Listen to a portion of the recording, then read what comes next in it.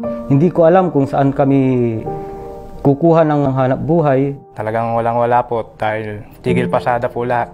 Yung 2 linggong lockdown, akala namin bakasyon lang. My fear was really how we can continue serving the more than 700,000 patients of PGH a year.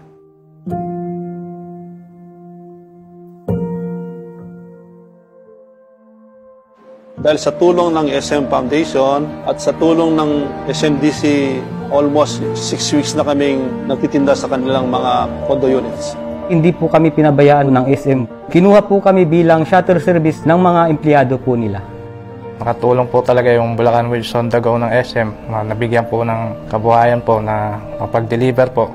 What SM has really made us feel is that we are together in this pandemic. We try to find a solution together. We never felt that we were never alone with this.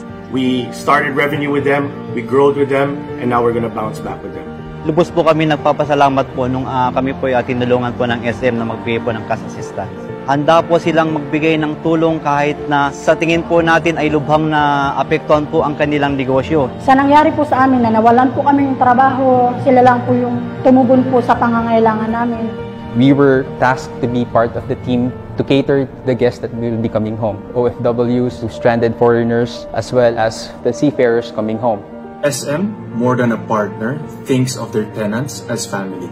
SM Foundation made sure that we had money in reserve for testing when it does become available and we can access it right away. 5 respirators were delivered, I think, in a month's time. When the patients were starting to increase in number, they really came in just in the nick of time.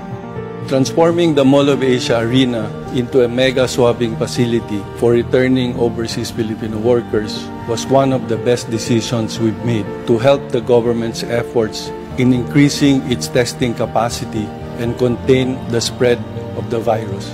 Most of you have read about the different projects that support local entrepreneurs, farmers, and families in various communities. Much has been said about the financial aid, rent discounts, relief projects, and other efforts the malls and other sister companies are doing.